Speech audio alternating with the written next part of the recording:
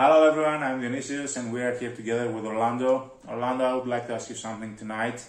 I saw the other days about a video you made and the one in the cemetery about dying for your clients. And somebody was bashing you about that because supposedly he thinks, of his clients as family and he would die for them or whatever. Well, I had a few people bashing me about that. Oh, it was not only one. It's more than one. To me, it doesn't bother if they bash me about it because all they're doing is highlighting their stupidity. And to be honest with you, I said this in that video, I understand if people are in the military, police, and they're doing their patriotic duty, etc. If they die protecting a president, their family will be taken care of.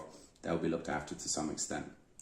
Okay, the commercial close protection business is business. It's not about being patriotic. It's not about liking people. It's about doing a job. You minimize the risk to clients, but the most important person you'll ever protect is yourself. Trouble is with a lot of these Muppets, they can't protect themselves. They got no clue how to protect themselves. So I don't think there'd be any worth putting them with a client.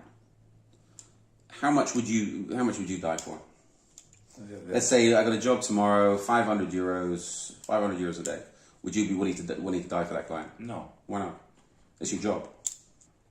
I value my life more, and if I die, nobody will take care of my people. Yeah, but you make 500, you die for the client, you'll be a hero. Thank you very much, no.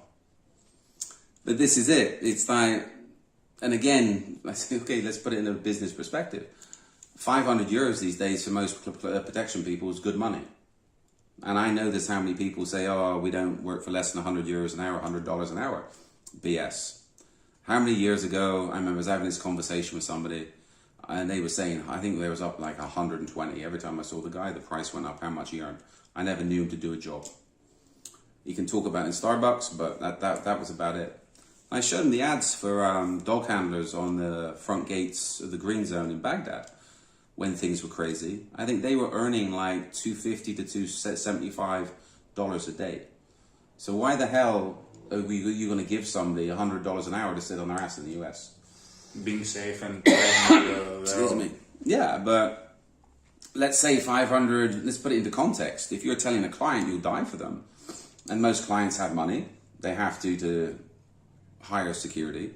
Okay, if you're dealing with an okay attorney in the US, you're talking $250 an hour.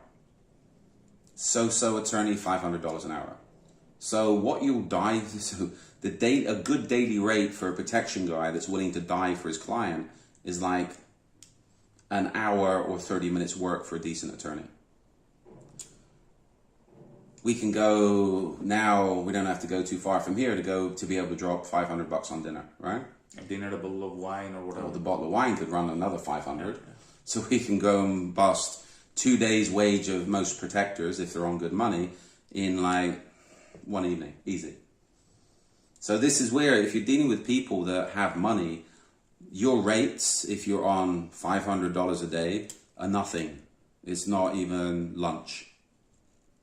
So this is where you've got people telling people, oh, we'll die for you, we'll do this, we'll do that for a bottle of wine. That's the level of their self-esteem, that they'll die for a bottle of wine and an okay dinner, not top. Yes, crazy days. Well, maybe in their mind it's something like honor. They see themselves as modern samurai or whatever. Then they're crazy. They're delusional. This is a business. It's not about being a samurai. If you want to help people, and I say this a lot of videos, go somewhere else and help people. This is a business. You're there to make money. There has to be boundaries.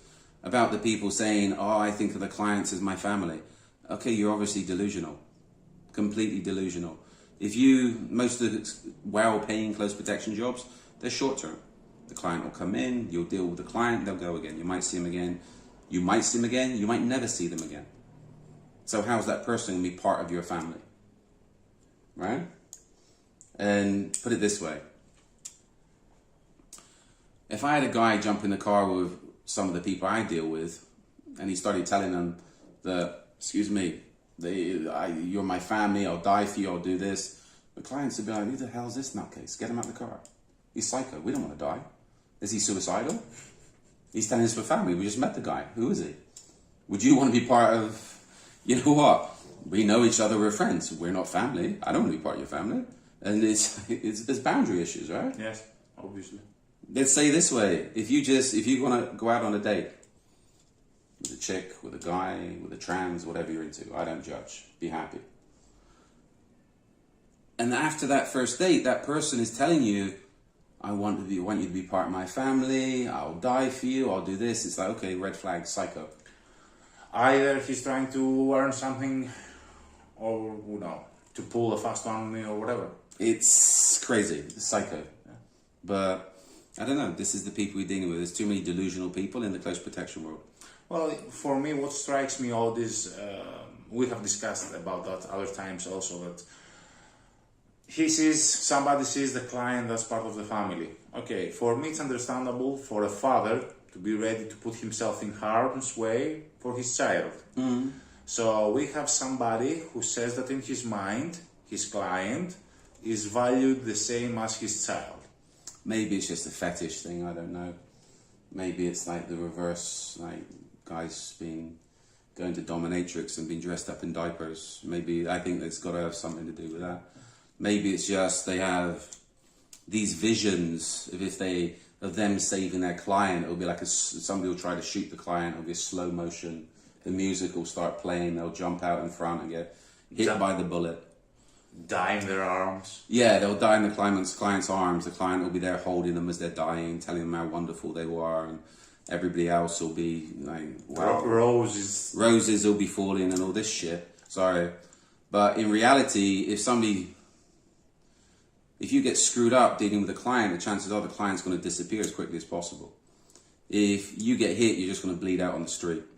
If you're hit in the head, your brains will be all over the place. So you'll just be, how do they put it, just another stain on the sidewalk, right? In a lot of places, again, these days, everybody will be videoing you because they want to get the hits on social media. You know what? After you bleed out, after you die, or as soon as you stop moving, you can take it. People will be stealing your phone, stealing your wallet, stealing your shoes, anything of valuables. But you died for the client. Mate, there was one thing. There was some rapper, I think it's one of the top guys, music guys, and his bodyguard was knocked out, I think last year or a year before in Ibiza. Mm-hmm. Some kids come up behind him, sucker punched him. And this guy sparked out on the floor unconscious. The client walked off, left him there, and went to some cafe where he was safe and sat down. Just left him.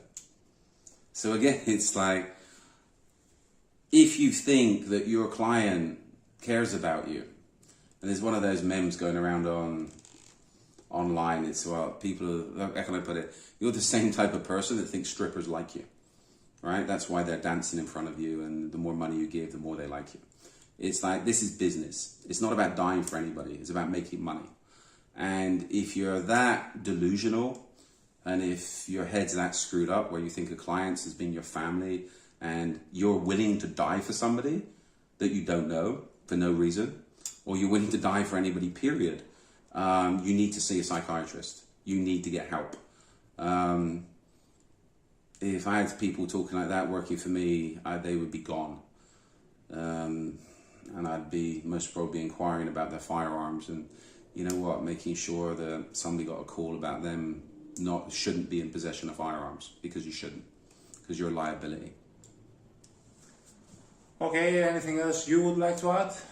Don't be delusional, keep it real. And this is one for clients. It's like, make sure you're hiring professional protection people, not security guards in suits, delusional security guards in suits. And you have to be very, very careful who you're working with these days. Very careful.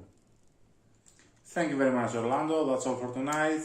I hope we have been helpful and enlightening. And you can always ask specific questions using the comment line below. Thank you very much.